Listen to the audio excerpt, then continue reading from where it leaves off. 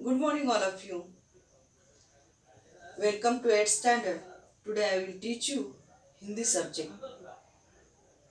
बच्चों, कभी कभी क्या होता है, छोटे बच्चे अपने माँ बाप से या बड़ों से कभी कभी ऐसा सवाल कर बैठते हैं का उसका जवाब देना उनके लिए बहुत मुश्किल हो जाता है।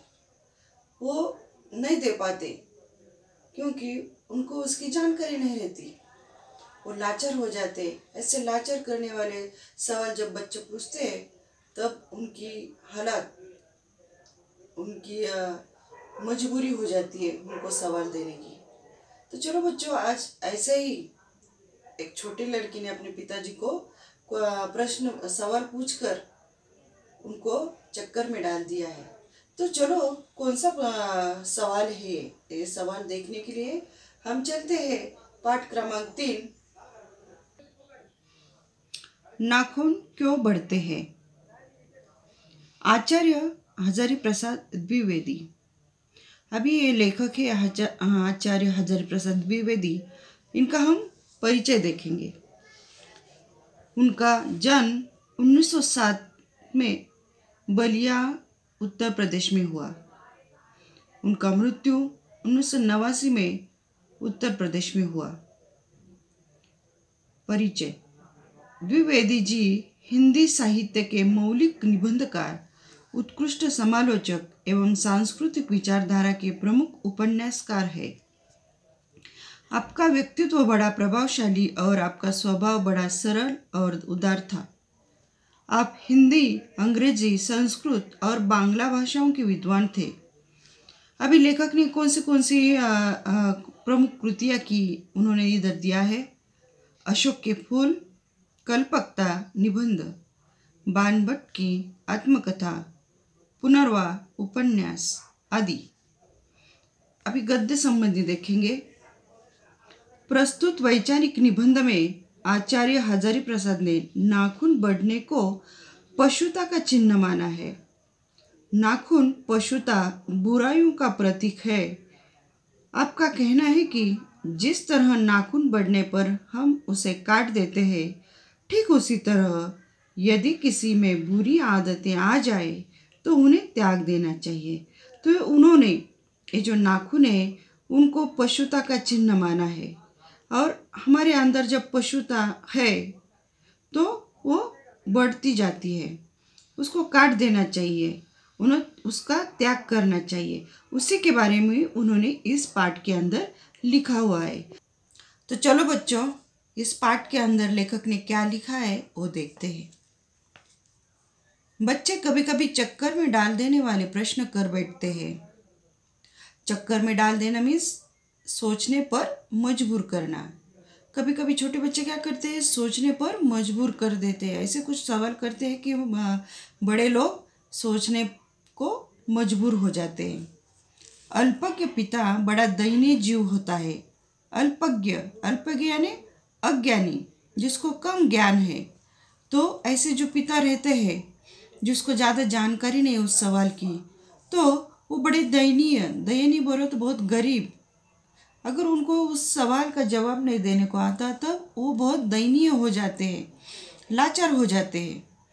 मेरी छोटी लड़की ने जब उस दिन पूछ लिया कि आदमी के नाखून क्यों बढ़ते हैं तो मैं कुछ सोच ही नहीं सका। लेखक कहते हैं एक दिन क्या हुआ तो उनकी लड़की ने उनको एक सवाल पूछा। क्या सवाल था? तो क्या बोलती है, आदमी के नाखून क्यों बढ़ते हैं? तो उस वक्त ये जो लेखक है वो कुछ भी सोच नहीं सके, कुछ भी बोल नहीं सके। ऐसा सवाल उसने किया। तब हर तीसरे दिन नाखून बढ़ जाते हैं, काट दीजिए। वे चुपचाप दंड स्वीकार कर लेंगे, पर निर्लज अपराधी की भांति छूटते ही फिर जैसे के तैसे हो जाते हैं। तो ये क्या बोल रहे हैं कि ये जो नाखून है हर तीसरे दिन बढ़ते हैं। काटने के बाद 2-3 दिन के बाद वो बढ़ने लगते हैं। वो काट दीजिए। वो चुपचाप दंड यानी क्या? दंड का मतलब है शिक्षा। जब हम उसको काटते हैं, वो ये जो काटने की शिक्षा है स्वीकार करते हैं, तो पर निर्लज अपराधी की भांति छूटते ही। लेकिन ये तभी तो चुपचाप कटते हैं, लेकिन थोड़े दिन के बाद निर्लज्ज अपराधी की जैसे भांति छूटने के बाद क्या हो जाता है, फिर से वो जैसे कि वैसे बढ़ने लगते हैं। जैसे स्कूल में देखो बच्चों, स्कूल में क्या होता है, कोई ऐसे लड़के लड़कियां रहती है कि वो थोड़ा सा दंगा फसाद कर बैठते हैं, नहीं तो इधर की उधर बातें करते बैठते हैं। जो पढ़ाता है टीचर उसको डिस्टर्ब करते हैं, तब क्या करते हैं टीचर लोग भी, मारते हैं, पीटते हैं, डांटते हैं।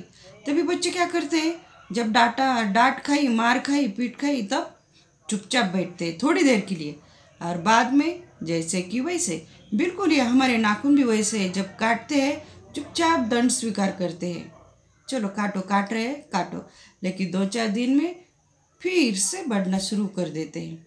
आखिर ये इतने बेहया क्यों है? लेखक बोल रहा है कि ये इतने बेहया यानी बेशर्म। ये हमारे जो नाखून है काटने के बाद 2-3 दिन के बाद फिर से आ जाते, तो ये इतने बेशर्म क्यों है? कुछ साल ही वर्षों की बात है, कुछ लाख ही वर्षों की बात है, जब मनुष्य जंगली था, वन मानुष जैसा। वन मानुष यानी एक बंदर की एक प्रजाति है। ते बोलते हैं जंगल में जब ये वन मानुष था तब कैसा था? ये सब कुछ लाख वर्षों की बात है। उसे नाखून की जरूरत थी। जब ये वन मानुष जंगल में घूमता था, जंगल में रहता था, तब उसको नाखून की बहुत ज़रूरत थी। सच में उसको नाखून बहुत इम्पोर्टेंट थे। उसकी जीवन रक्षा के लिए नाखून बहुत ज़रूरी थे। अपनी जान बचाने के लिए उनको नाखून बहुत ज़रूरी थे। असल में वही उसके अस्त्र थे। अस्त्र यानी हथियार, वेपन्स। तो ये उसके हथियार थे। तब के ज़माने में तब कुछ भी हथियार नहीं थे। खाली आदमी अपनी रक्षा के लिए नाखूनों का इस्तेमाल करता था। अगर कोई जंगली जानवर पास में आ गया तो अपनी जान बचाने के लिए वो नाखून से उसको मारता था, फाड़ता था।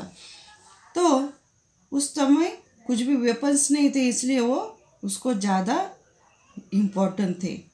दांत भी थे पर नाखून के बाद ही उनका स्थान था। अभी वो जो दांत भी है ये भी बहुत नोकीले टोकीले रहते हैं, उसका भी वो इस्तेमाल करता था, लेकिन सबसे पहले नाखून, उसके बाद दांत। धीरे धीरे वह अपने अंग से बाहर की वस्तुओं का सहारा लेने लगा। और उसके बाद उसने क्या किया, सबसे पहले नाखून, दांत, और उसके बाद में वो धीरे धीरे सीख लिया उसने आजू बाजू का, इधर का उधर का देखकर क्या क्या हथियार हम यूज कर सकते हैं, क्या क्या हथियार, कौन सी चीज़ें वो इस्तेमाल कर सकता था, वही उसने ढूंढ निकाला। और उसने बाहर की जो पड़ी हुई वस्तुएं हैं उसका सहारा लिया, वो उसने इस्तेमाल करना शुरू कर दिया। उसने हड्डियों के भी हथियार बनाए। अभी हड्डियों से पहले मैं तुमको एक जानकारी देनी चाहती हूँ कि हड्डियों के पहले उसने क्या किया था, जो इधर उधर पड़े पत्थर रहते हैं तो उसने वो उठाए। कोई कोई बहुत नोकीले टोकीले रहते थे, कोई लंबा, कोई गोल, ऐसे जो पत्थर थे उसने उसका इस्तेमाल किया। लेकिन कभी कभी क्या हुआ, तो उसको हड्डियाँ भी मिलती होगी। जानवर जो मरते थे, गुजरते थे, उनकी हड्डियाँ भी उसने क्या किया, हथियार समझकर उसका इस्तेमाल करना शुरू कर दिया था। मनुष्य धीरे धीरे और आगे बढ़ा। फिर घूमते घूमते उसने और चीज़ों का भी उसने इस्तेमाल करना शुरू कर दिया। फिर उसने क्या किया होगा, ये जो पेड़ पौधे हैं उसके लकड़ियाँ तोड़कर उसको थोड़ा सा धारदार नोकीला बनाकर उसका इस्तेमाल किया है। उसने धातु के हथियार बनाए। उसके बाद उसको घूमते घूमते धातु मिलने लगे तो उसने हथियार बनाए। इतिहास आगे बढ़ा, और ऐसे ही इतिहास आगे आगे थोड़ा थोड़ा उसके अंदर विकास होते होते चला गया। तो इतिहास और भी, अभी के ज़माने को तो देखो कितने सारे हथियार है, इतने हथियार, इतने वेपन्स हमने बनाए हैं कि हमें अभी नाखूनों की बिल्कुल ही ज़रूरत नहीं है। कभी कभी मैं हैरान होकर सोचता हूँ कि मनुष्य आज अपने बच्चों को नाखून न काटने पर डांटता है। अभी लेखक बोलता है कभी कभी हम क्या करते हैं, हैरान होकर सोचते हैं, सच में हम सोचते हैं कि हम ये जो छोटे बच्चे हैं या कोई भी हो मनुष्य, तो उनको नाखून न काटने पर हम डांटते हैं। तुमने भी स्कूल में टीचर की, घर में मम्मी पापा की डांट खाई होगी नाखून बढ़ने के बाद। तो ये क्यों डांटते हैं? वे रोज बढ़ते हैं और ये जो नाखून है बढ़ते रहते, हर दिन बढ़ते रहते। मुझे ऐसा लगता है कि मनुष्य अब नाखून को नहीं चाहता। लेखक बोल रहे हैं कि अभी ये जो मानव है ये नाखून को नहीं चाहता, उसको कुछ ज़रूरत नहीं, उसको ऐसा लगता है कि ये नहीं चाहिए, नहीं आना चाहिए, नहीं बढ़ना चाहिए। ये उसकी भयंकर पाशवी वृत्ति के जीवंत प्रतीक है। लेकिन ये जो नाखून है मनुष्य की जो पाशवी वृत्ति है, पाशवी बोलो तो डरावने वाली वृत्ति, और जीवंत यानी जीवित, प्रतीक यानी चिन्ह। तो ये जो मानव के अंदर जो पाशवी वृत्ति, डरावने वाली या जीवित ऐसा जो व्यवहार है, उसके जो नाखून है वो उसके प्रतीक है। मनुष्य की पशुता को जितनी बार भी काट दो वह मरना नहीं चाहती। और ये लेखक बोलते हैं कि मनुष्य के अंदर जो पशुता है, जो बुरा बर्ताव है, वो जितनी भी बार काट दो, निकाल दो, फिर भी वो मरना नहीं चाहती। बार बार उसके अंदर वो आदतें, बुरी आदतें, बुरा बर्ताव उसके अंदर आता ही रहता है। ये जो आदतें हैं उसकी मरती नहीं है, तो वो मरना नहीं चाहती। ऐसा लेखक बोलते हैं कि ये जो बुरी आदतें हैं निकाल दो, फिर भी वो मरना नहीं चाहती।